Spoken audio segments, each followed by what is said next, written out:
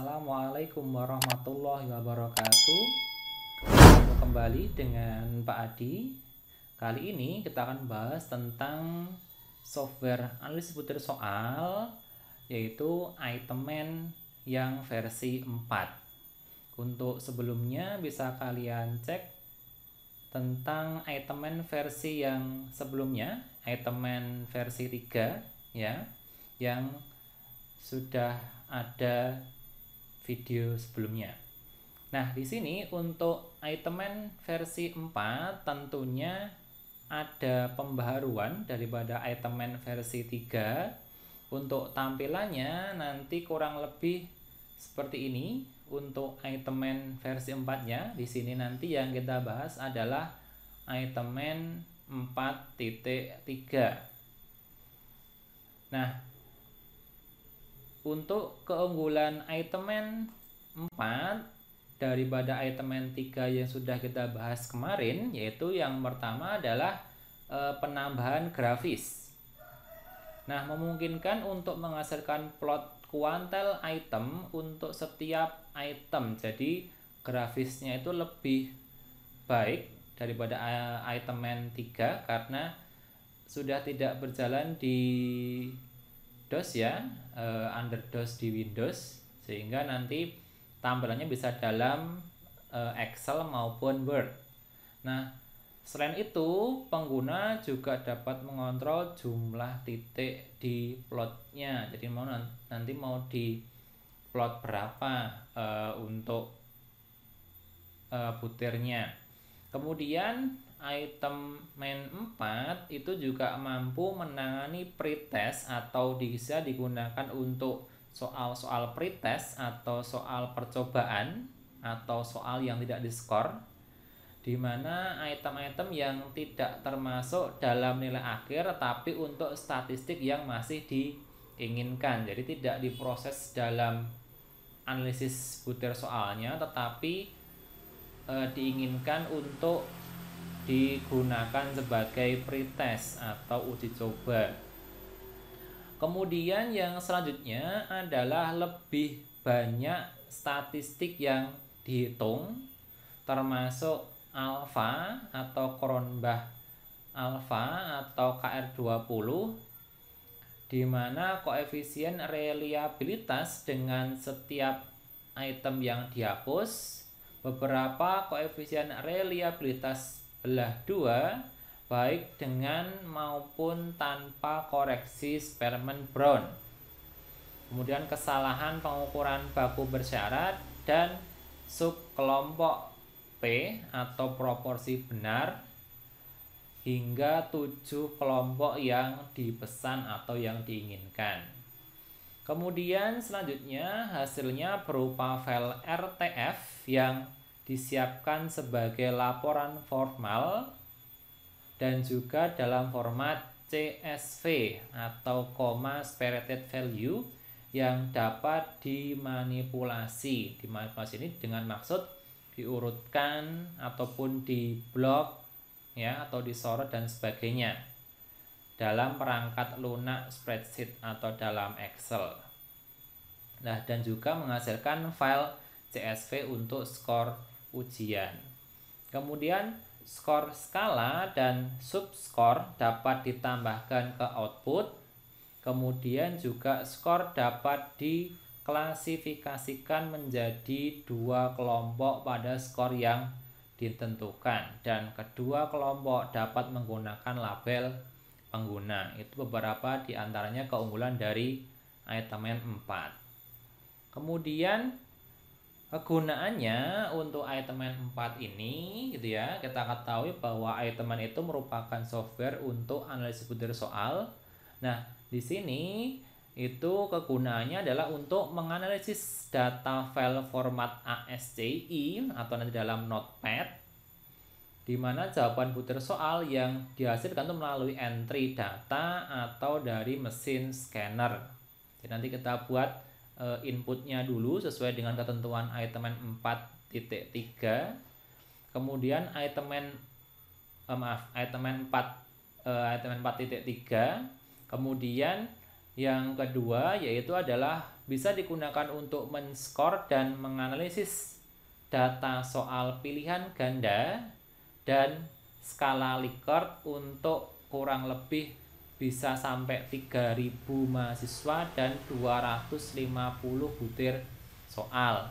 Ini untuk yang versi berbayar ya. Kalau untuk yang versi demo yang nanti kita pakai itu hanya bisa digunakan untuk 50 responden dan 50 butir soal. Kemudian yang ketiga adalah menganalisis sebuah tes yang terdiri dari 10 skala atau subtes dan memberikan informasi tentang validitas setiap butir yang berupa daya beda, tingkat kesukaran, kemudian proporsi jawaban pada setiap option atau bisa dikatakan berfungsinya pengecoh.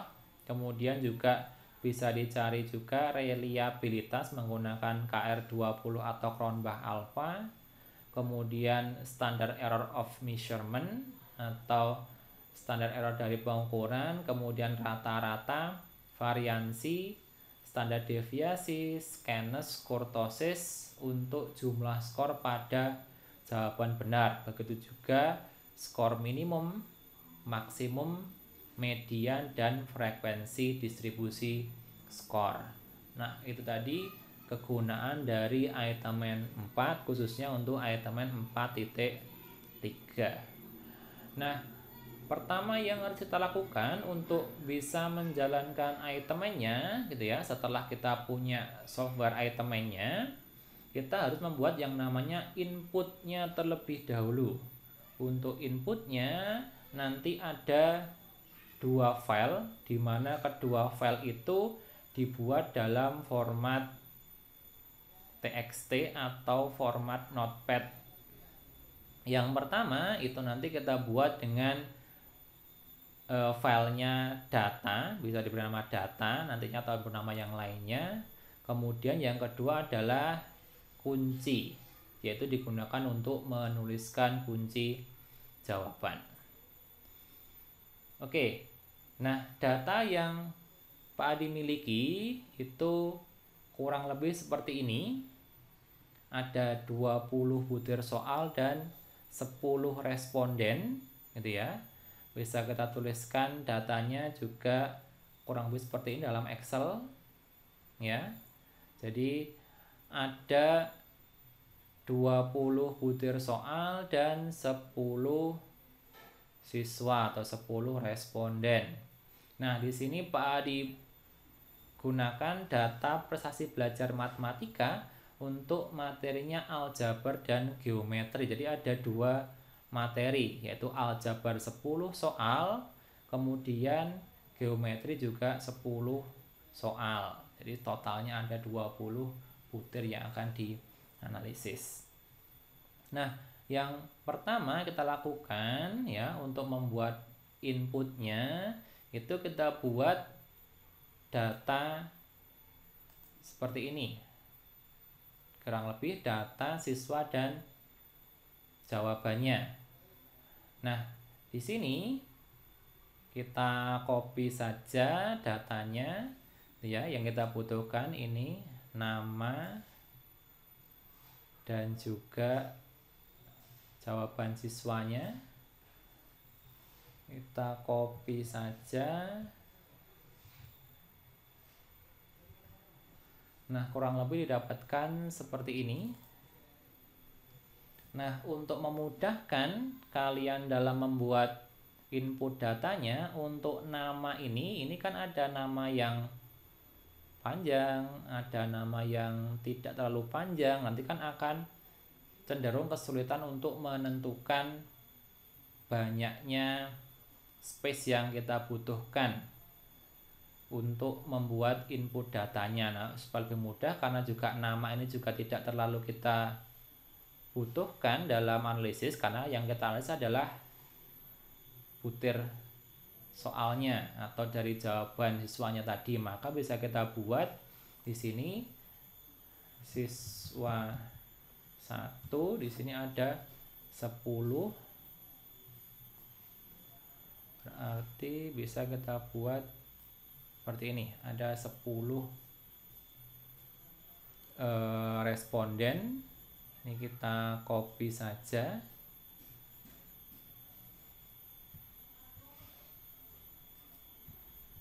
Nah, jadi seperti ini.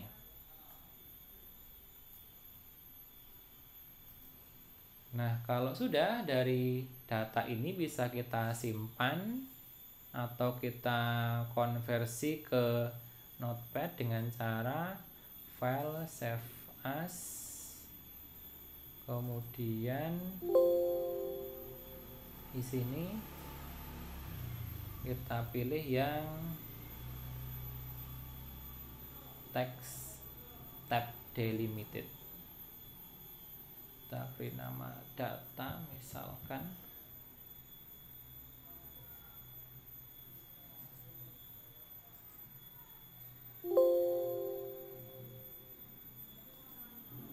Nah, kemudian kalau sudah, tinggal kita buka saja filenya, ini data. Nah, sudah muncul seperti ini. Tinggal kita hapus saja untuk tabnya ini. Jadi tadi kita simpan dalam pemisahnya tab gitu ya, tabel tadi, maka tinggal kita pisahkan dengan kita copy dulu, Ctrl C, kita copy, edit, kemudian replace gitu ya, ini tabnya dengan kosong ya, replace all, akan muncul seperti ini.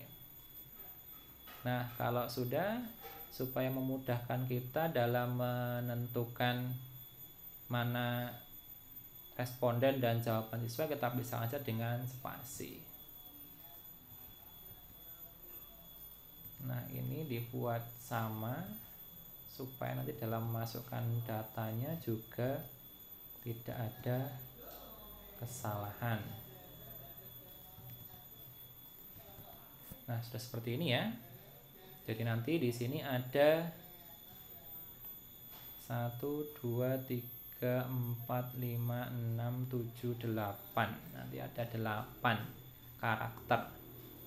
Oke. Kemudian kalau sudah, kita simpan gitu ya.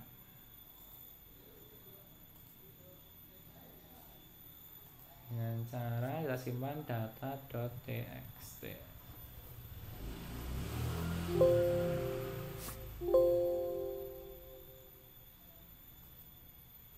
Oke, yang tadi kita tutup dulu saja datanya. Yang ini kita simpan.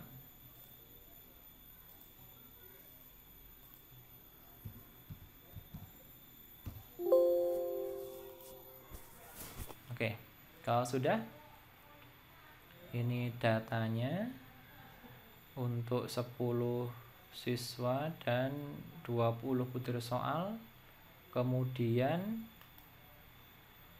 kita masuk ke yang kedua, adalah membuat kunci jawaban.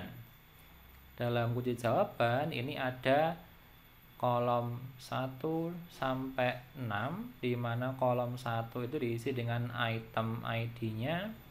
Kemudian yang kedua adalah kunci jawaban. Kemudian kolom yang ketiga adalah jumlah alternatif jawaban atau jawaban alternatif.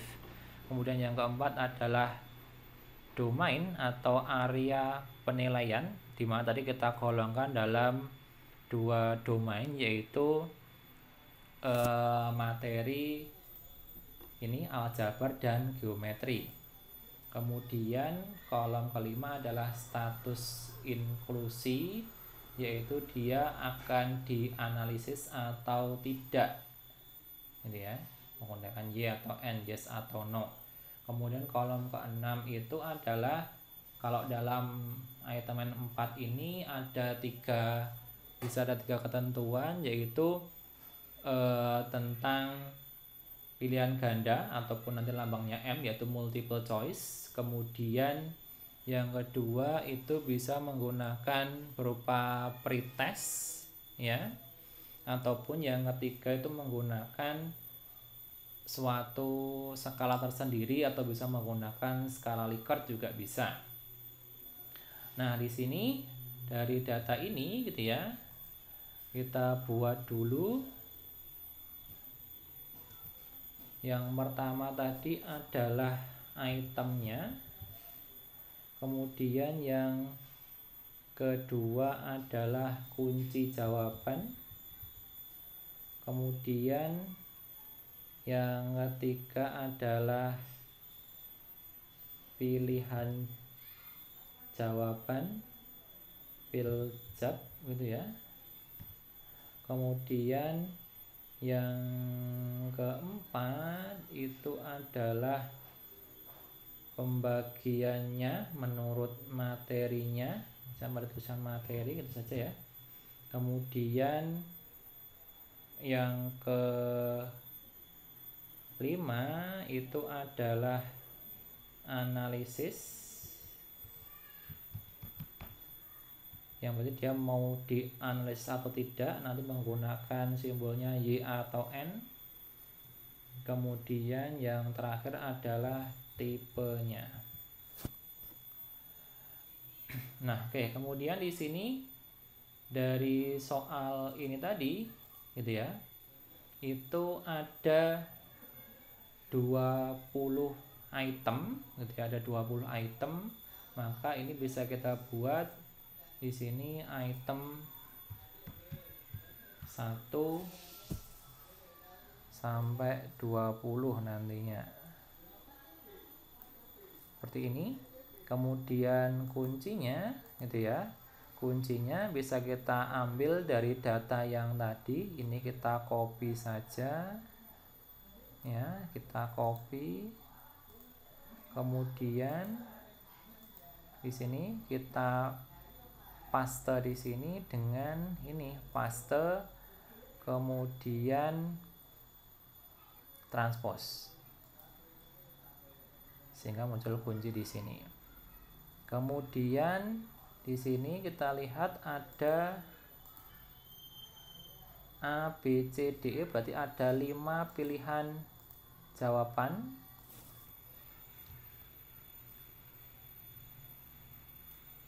Seperti ini.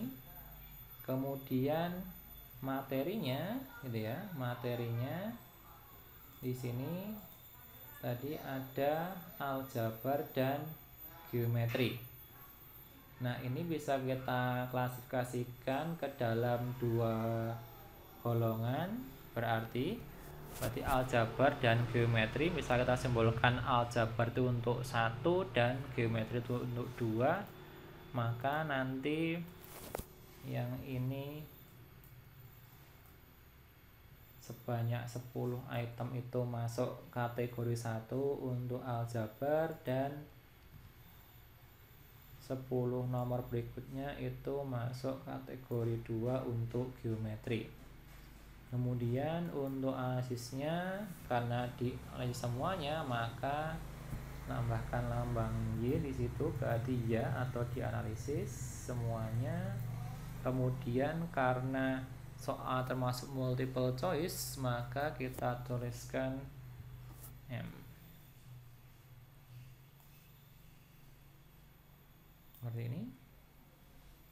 Nah, kalau sudah tinggal kita simpan sama dengan cara tadi. Kita beri nama misalkan kunci, dan pilih text delimited.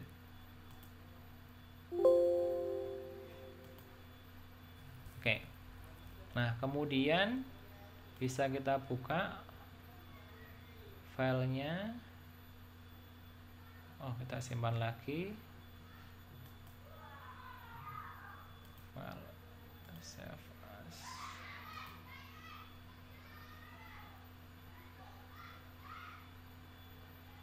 Oke.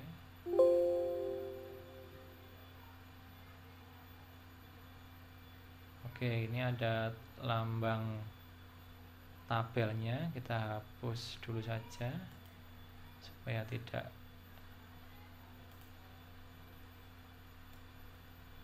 salah formatnya. Oke.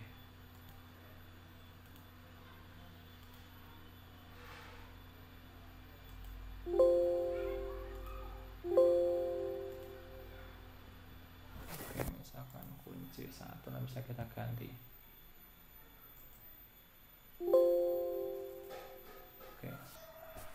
Nah, kemudian bisa kita buka di sini misalnya kunci 1 tadi ya, seperti ini datanya. Nah, kemudian seperti tadi bisa kita hilangkan bagian atasnya ini.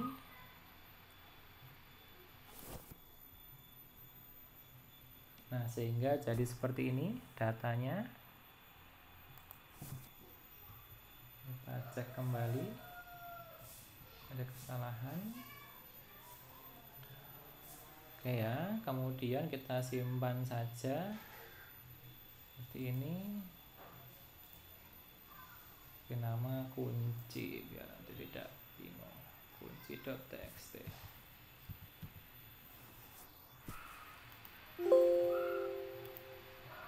Oke. Nah, kalau sudah seperti ini ya, ini kita hapus saja. Oh, masih terbuka.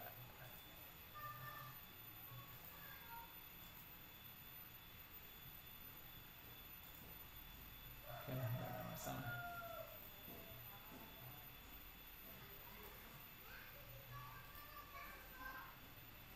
Oke.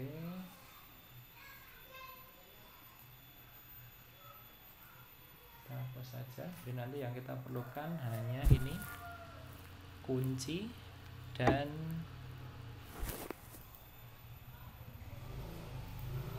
data seperti ini. Kita cek kembali kalau ada yang berlebih barisnya, kita bisa hapus karena nanti akan menentukan hasil dari analisisnya nanti benar atau tidaknya. Oke. Nah, kalau sudah kita buat inputnya gitu ya. Jadi dari data ini dan kunci ini bisa kita gunakan sebagai input untuk menentukan analisis dengan menggunakan itemen 4, khususnya untuk itemen 4.3. Nah, demikian tadi materi tentang membuat input itemen 4.3. Kita lanjutkan nanti ke video selanjutnya tentang cara menjalankan itemen 4.3 beserta dengan cara menganalisis hasil atau menganalisis outputnya. Demikian, terima kasih atas perhatiannya. Sampai ketemu lagi di video selanjutnya. Assalamualaikum warahmatullahi wabarakatuh.